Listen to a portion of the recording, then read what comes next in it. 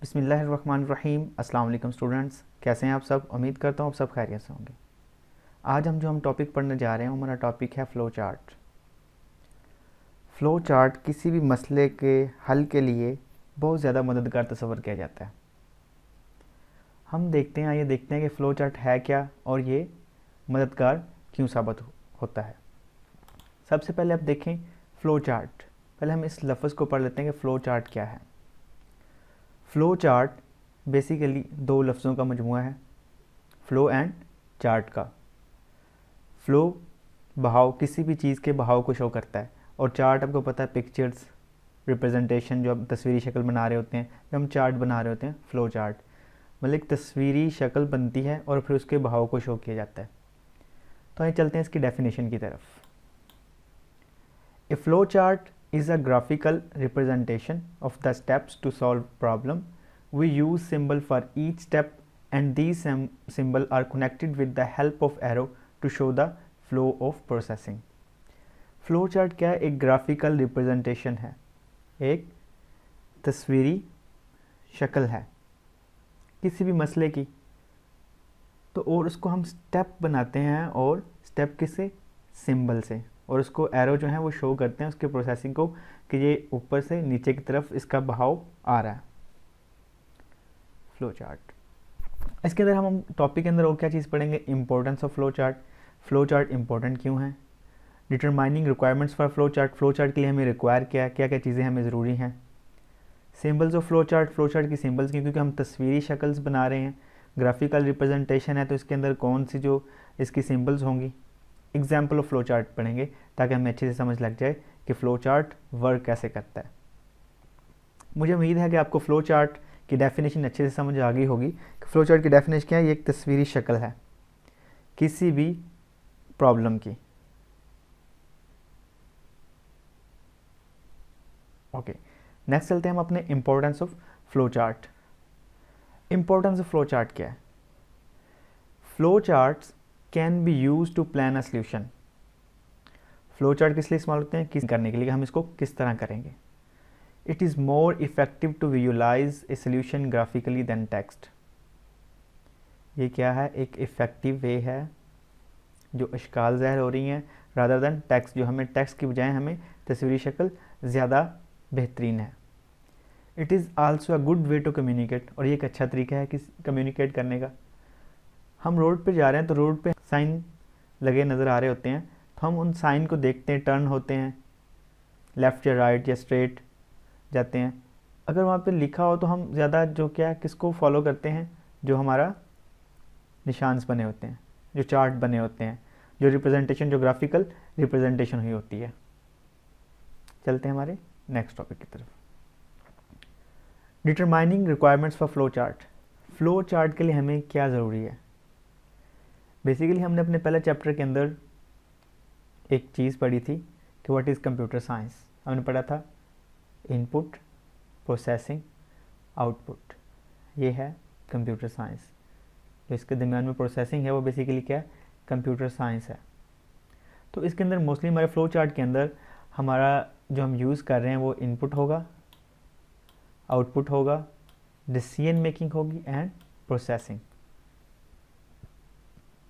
आइए हम इनकी डेफिनेशन की तरफ चलते हैं कि इनपुट क्या है, आउटपुट क्या है, डिसीजन मेकिंग क्या है और प्रोसेसिंग क्या है। Inputs. Input means taking data from the user. It is important to know how many and what type of input required. मतलब यूज़र से डाटा लेना, taking data from the user, जो इस्तेमाल कर रहा है उससे डाटा लेना। It is important to know how many and what type of input required. पहले हम इसको देख लेते हैं कि बेसिकली इनपुट की अगर हम दूसरी डेफिनेशन देखो तो that is something given to computer, ऐसी चीज़ जो हम कंप्यूटर को देते हैं। तो ये क्या है? इनपुट। फॉर एग्जांपल हम एक मैथ का क्वेश्चन सॉल्व कर रहे हैं, हमने दो वैल्यू को ऐड करना है कैलकुलेटर के ऊपर। हम क्या वो दो वैल्यू कैलकुलेटर को देते हैं, वो क्या है? इनपुट। फॉर एग्जांपल 5 + 5, ये क्या है? इनपुट हमने दी। तो क्या हम यूज़र हुए और हमने इनपुट दी। Input means taking data from the user.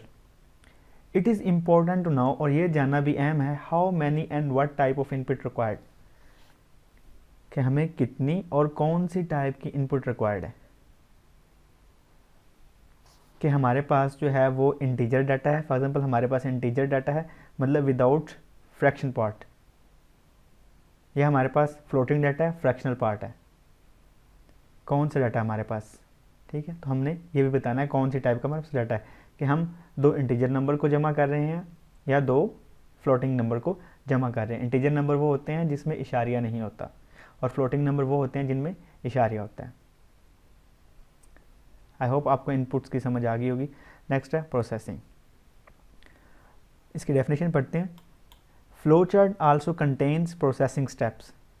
Flow chart किस पे मुश्किल होता है? प्रोसेसिंग स्टेप्स पे। The processing steps are used for performing calculation and storing the result of calculation. These may includes increasing, decreasing a value, adding, multiplying, dividing two values, etc. अब हमने input में पीछे देखा कि हमने कहा कि हम कोई यूज़र से इनपुट लेते हैं, यूज़र से डाटा लेते हैं।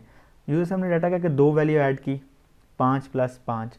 अब प्रोसेसिंग क्या कर रहा है? उस 5 + 5 पे जो हम प्लस ऐड किया वो क्या कर रहा है? कैलकुलेशन कर रहा है, उस पर प्रोसेसिंग कर रहा है, उस पर कोई ना कोई अमल कर रहा है।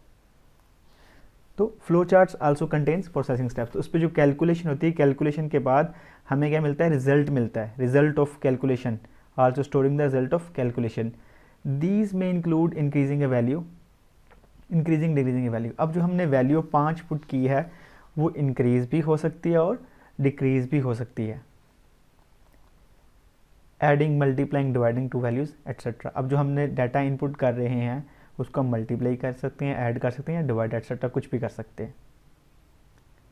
प्रोसेसिंग मतलब कि उस पर कोई ना कोई अमल कर। एक एग्जांपल है, एग्जांपल में देखते हैं कि हम input that is given to computer, इस पर प्रोसेसिंग होगी और इसके बदले में हमें क्या मिलेगा?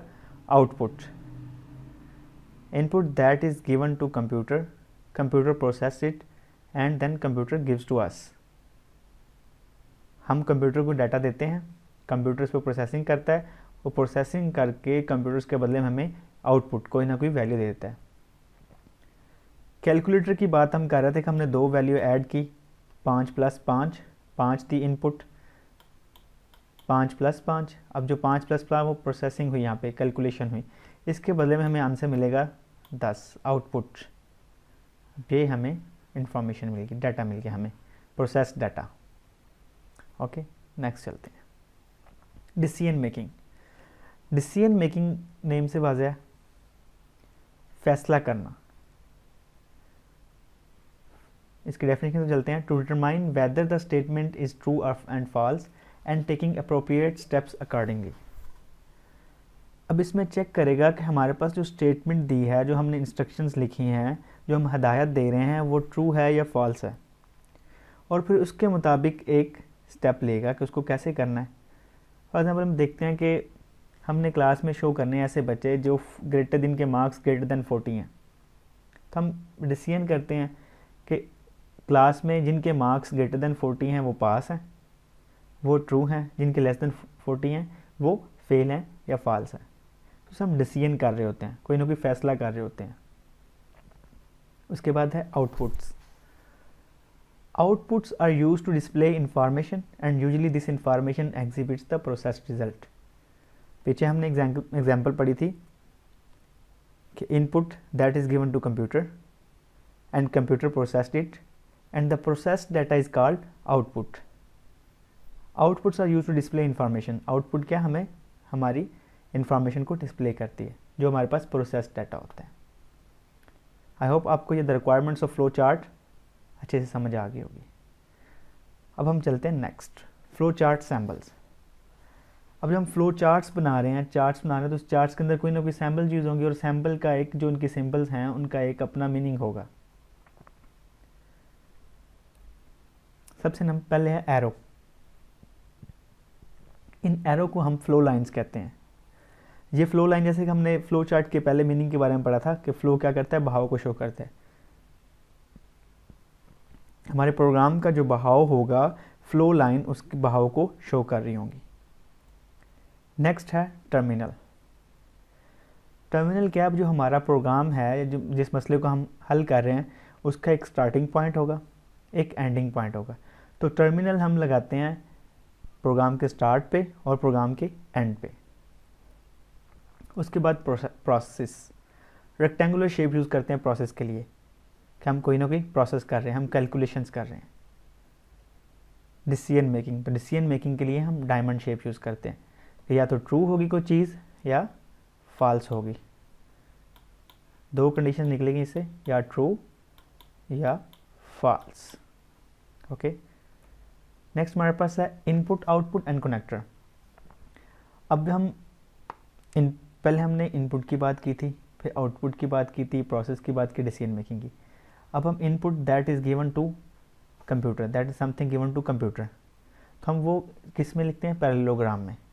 इनपुट के लिए पैरेललोग्राम की शेप यूज़ होती है और आउटपुट के लिए पैरेललोग्राम की शेप यूज़ होती है, और उसके दरमियान में जो कैलकुलेशंस के लिए शेप यूज़ हो रही है वो कौन सी शेप है, वो रेक्टेंगुलर शेप है प्रोसेस के लिए। कनेक्टर, अब कनेक्टर हम क्यों इस्तेमाल करते हैं, सर्कल शेप क्यों यूज़ करते हैं। अगर हम फ्लो चार्ट लिख रहे हैं, हमारा फ्लो चार्ट एक पेज से दूसरे पेज पे चला गया है, तो एक पेज को दूसरे पेज से कनेक्ट करने के लिए हम कनेक्टर की शेप यूज़ करते हैं।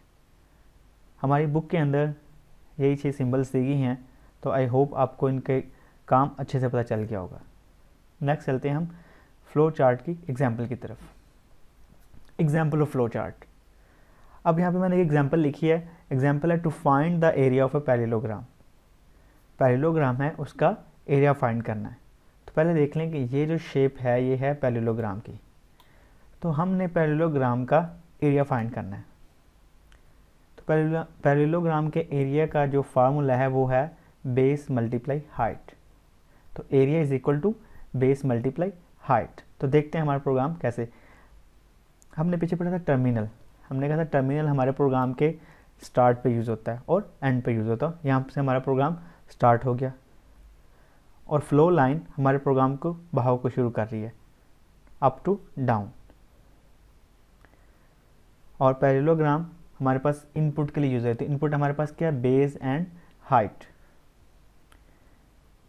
Next flow lines and then, क्योंकि हमारा प्रोसेस हो रहा है तो area is equal to base multiply height. यहाँ पे कोई ना कोई कैलकुलेशन होगी। ओके, यहाँ पे कोई ना कोई कैलकुलेशन होगी। नेक्स्ट फ्लो लाइन शो कर रही है और फिर प्रिंट एरिया,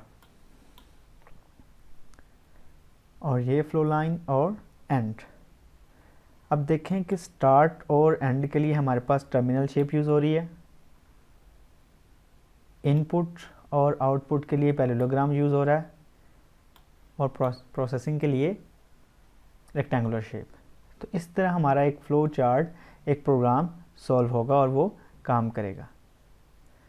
अब इसको हम ड्राई रन करते हैं, देखते हैं कि इनपुट हमने बेस की वैल्यू 5 दे दी, हाइट की वैल्यू कितनी दे दी, 10। इनपुट हमारी 5 और 10 होगी।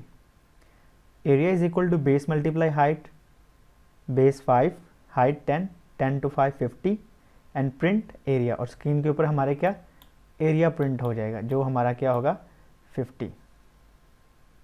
आई होप आपको जो हमारा आज का टॉपिक फ्लो चार्ट अच्छे से समझ आ गया होगा। Thank you so much for watching video. अल्लाह हाफिज़।